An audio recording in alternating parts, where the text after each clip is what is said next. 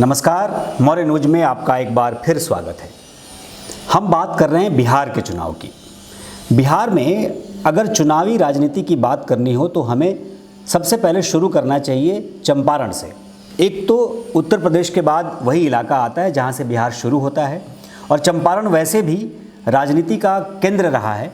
100 साल पहले गांधी ने वहीं से सत्याग्रह शुरू किया और देश को आज़ादी दिलाई। इसलिए चंपारण की बात किए बिना बिहार की राजनीति पूरी नहीं होती।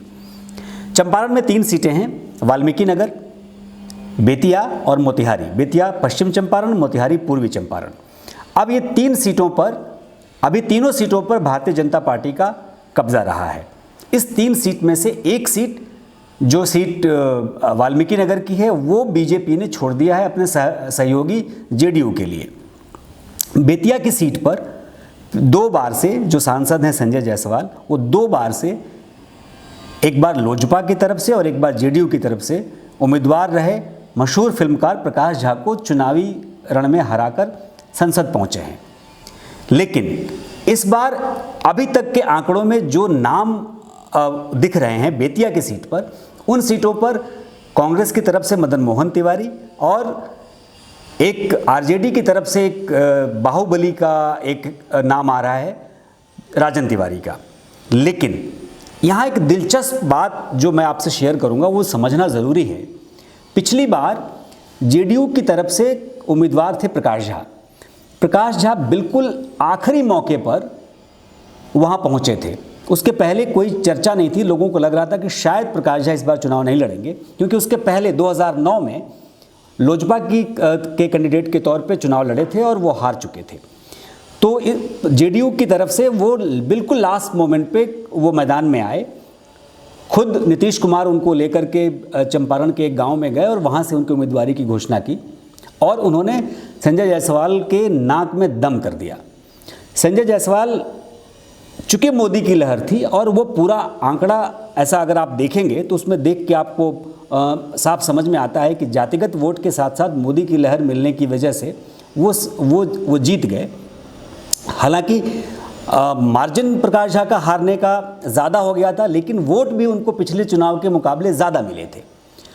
इस बार तीसरी बार मैदान में है संजय जायसवाल, लेकिन तीसरी बार प्रकाश झा अभी तक तो नहीं दिख रहे, लेकिन नहीं होंगे ऐसा नहीं है, क्योंकि हमारी जानकारी के हिसाब से हो सकता है कि वो महागठबंधन के उम्मीदवार के तौर पर इस बार मैदान में हों।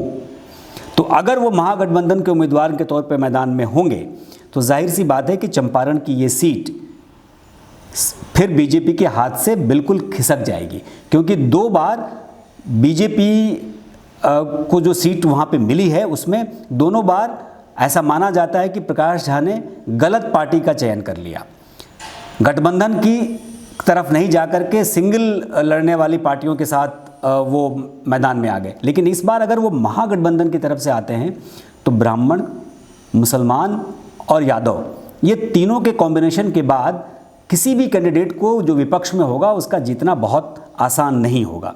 तो इसलिए इस सीट पर सबकी नज़र है।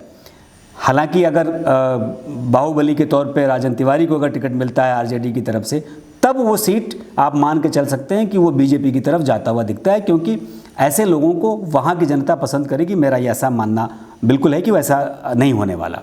तीसरी सीट आती है लोकसभा की, जो है मोतिहारी, जहाँ से केंद्रीय मंत्री, कृषि मंत्री, 5 साल तक केंद्र में कृषि मंत्री रहे राधा मोहन सिंह वहाँ से कैंडिडेट हैं। वो पिछली बार भी जीते हैं, इस बार भी उम्मीदवार हैं। और ये सीट किसको जाएगी, कांग्रेस को या आरजेडी को, ये अभी तय नहीं है। चूँकि सीटों का बंटवारा तो हो गया, कितने सीट पे कौन सी पार्टी लड़ेगी गठबंधन में, लेकिन कौन सी सीट किसको जा रही है ये अभी तक तय नहीं है।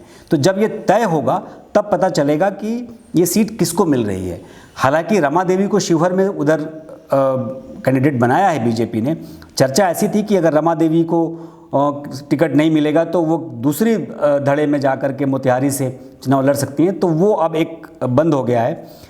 वहाँ आरएलएसपी को भी वो सीट जा सकती है, जो जैसी की चर्चा है।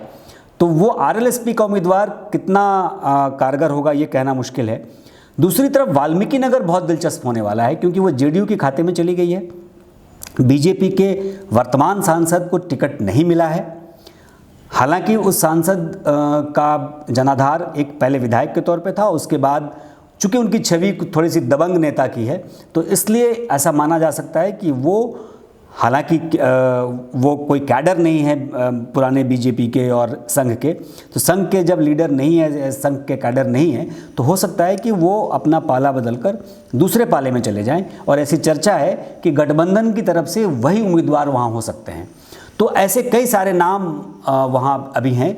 तो एक आज रात तक या कल दोपहर तक ये सारे नाम क्लियर हो जाएंगे कि किस सीट से कौन से पार्टी का कौन सा उम्मीदवार है। उसके बाद इनके आंकड़े बिठाने में और मज़ा आएगा। तब तक के लिए नमस्कार।